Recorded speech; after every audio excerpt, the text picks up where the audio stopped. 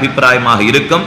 அதுல முக்கியமானது விஷ்ணு சஹஸ்ரநாம அத்தியாயம். ஏன்னா ஆச்சரியம் என்னன்னா, எம்பெருமானுக்கு உருவமோ குணமோ கிடையாதுன்னு சொல்றவர் சங்கராச்சாரியர் அத்வைதத்தின்படி.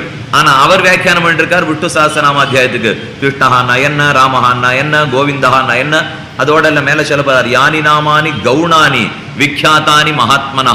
ஓரொரு திருநாமமும் ஓரொரு குணத்தை சொல்றதுங்கிறார் பீஷ்மாச்சாரியர்.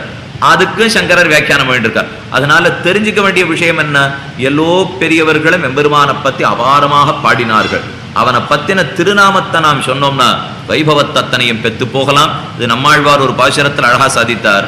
யாருமோன் நிலைமையனா அறிவறிய எம்பெருமான், யாருமோன் நிலைமையனா அறிவழிய எம்பெருமான், பெருமோராயிரம் பிரபலவுடைய எம்பெருமான், பேருமோர் உருவமும் உளதில்லை இலதில்லை பிணக்கே. அழகான பாசுரம். யாரும் ஒரு நிலைமை என்னன்னா அறிவறிய எம்பெருமான். இப்ப 2 வாக்கியம் சொல்லியிருக்கேன், ரொம்ப தேடி தேடி பார்க்காதீங்கோ, படிச்சிருங்கோ. விஷ்ணு சஹஸ்ரநாம அத்தியாயத்தேன்னு சங்கரர் சொன்னார். சர்வாணி ரூபாணி விசித்திய தீரஹா நாமானி கிருத்வா அபிவதன் யதாஸ்தே சாஸ்திரம் சொல்லித்து. இப்ப இதுக்கு தகுந்த மாதிரி நம்மாழ்வாருடைய பாசுரத்தையும் தெரிவிக்கிறேன்.